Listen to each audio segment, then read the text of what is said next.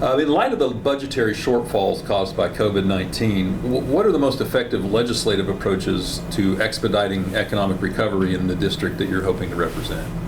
Well, I think the biggest thing here is keeping government as limited and local as possible. I think we're starting to do that now.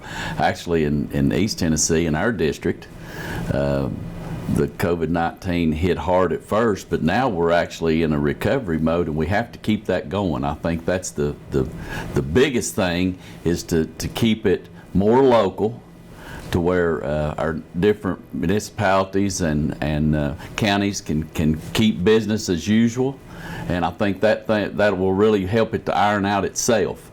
Legislatively, we don't know the impact of this yet. It will be soon to come, and we haven't seen the end of it. So it's hard to say legislatively what we'll have to do. I know that we'll all, just as Tennesseans and East Tennesseans have tightened their belt, that Tennessee government's going to have to do the same thing.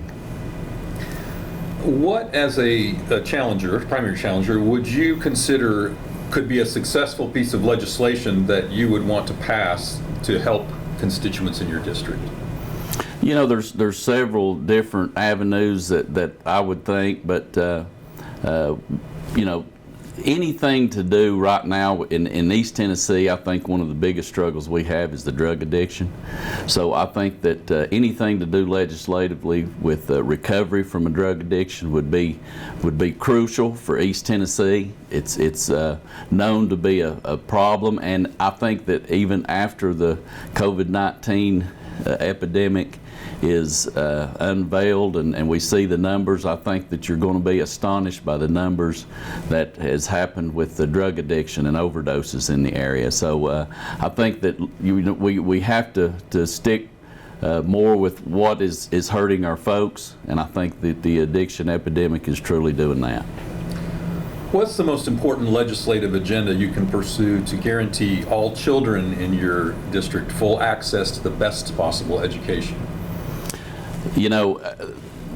The Tennessee education system seems to be in need of reform, and I think that we're going to have to start taking a long look at the different test models that we have, and the way that we're going about testing the students, and the way that the curriculum that we're teaching.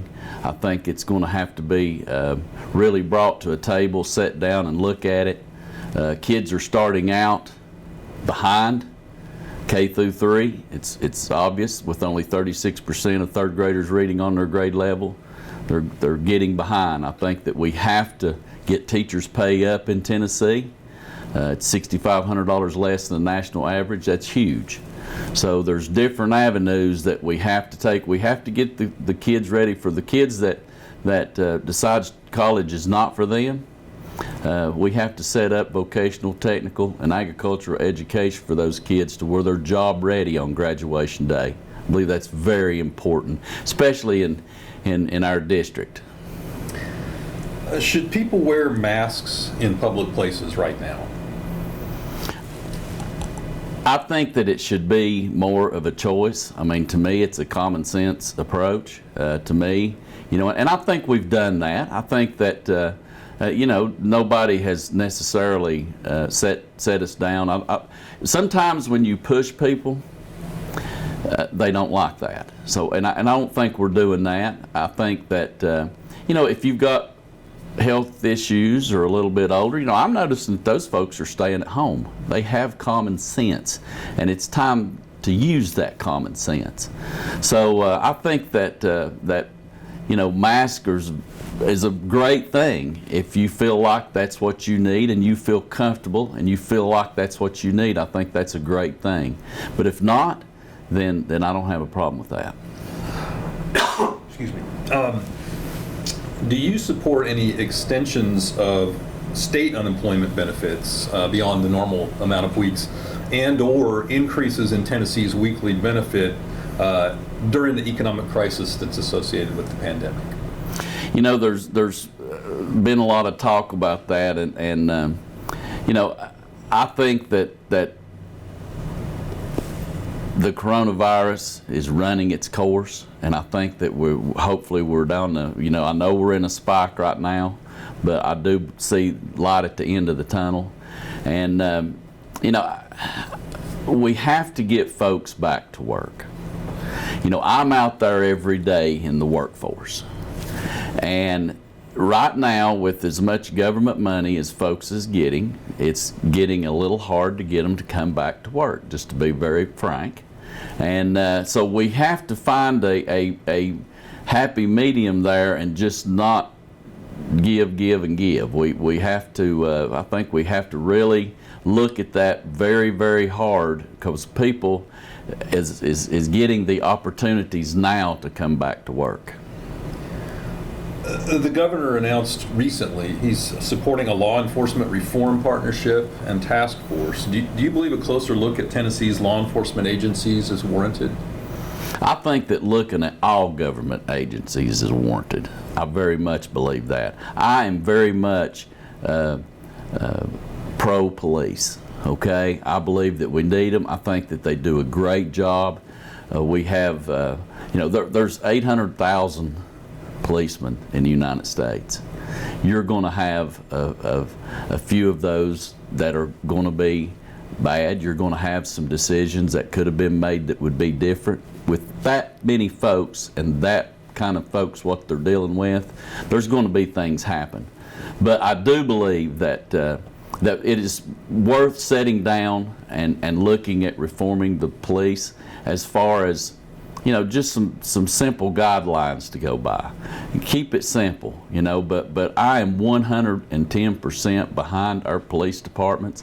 In East Tennessee, we're blessed. We don't really have a biggest problem as they do in the inner cities, the bigger cities. And but any reform right now, I believe we're coming to a head on a lot of things across Tennessee and across the United States that needs a closer look. Do you believe systemic racism exists in America? What is your opinion about the protests and counter-protests that have occurred around the area? And is there anything a state legislator can do as a leader to improve these situations?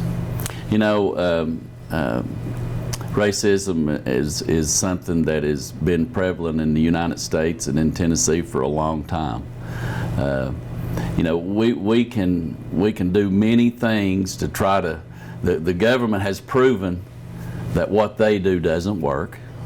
I think that we can do many things to try to help this situation, but a lot of it doesn't work. I believe that something that I sort of live by on that is God made us all in His image, and to Him, all of us matter, and that is really something that I think that needs to take place. I think we need to look at God's guidance on that, and I believe that the world would be a whole lot better place if we would do that. Do you support a regional economic development effort that could involve merging economic development organizations, networks in Sullivan County and NetRep in Washington, Carter, Unicoi, and even possibly chambers of commerce here in the Tri-Cities? And if you do support that, what role should a state legislator take? I do believe that regionalism in our area is strong. Tennessee is a very diverse state. Northeast Tennessee is a very diverse area, and we all have our strength and we all have our weaknesses. But I think together we can be very, very, very much stronger.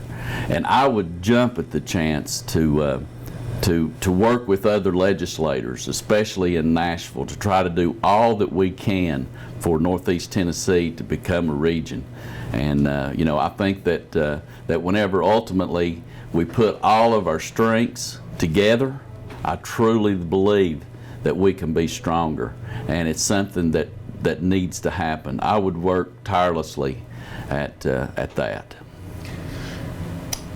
There was a resolution criticizing the news media and kind of dismissing their role in the pandemic late in the special session in which the budget was passed. Is passing that kind of a resolution as there's a budget crisis and budget passage going on. Is that a constructive use in your mind of time as a legislator? In my mind, it's not time well spent. In a crisis like what we have, and that being something that someone is working on and spending time on and bringing up, I could sit around for weeks, years, decades, and never dream that up. So I don't think that it's something that was time well spent. I just disagree with using that. I was trying to put myself in legislators' shoes going down there at that time, and man, I was thinking about serious problems and issues that we have. We need a fresh start in so many different areas of our life. The addiction epidemic in the middle of this crisis is unbelievable. They're starting to come out with numbers that in May there could have been there possibly is 50% more overdoses than this time last year. That's a huge number. The suicide rate is up 20 to 30% from last year. That's going to be a huge number. People are looking for a fresh start from unemployment issues, from just so many different angles, and to be pushing legislation like that in the middle of that, it's not something that I would do. Last question. This is the moment for you to speak to voters. What makes you the best person to represent them? At the end of the day, I don't think this race will be about the differences on the issues. I believe it will be about a different attitude and approach towards public service. I was born here, raised here, work here, built a business here. Absolutely love the folks of the 6th District, county and city. I care deeply about what happens to East Tennessee and Washington County and Johnson City. That's a huge reason why I'm running. I think that folks are looking for a fresh start from many different avenues. I think that they're looking for a fresh start in Nashville. I truly do. As I go out and just talk with everyday people, we have folks struggling, and I'm willing to step out and give those folks a fresh start.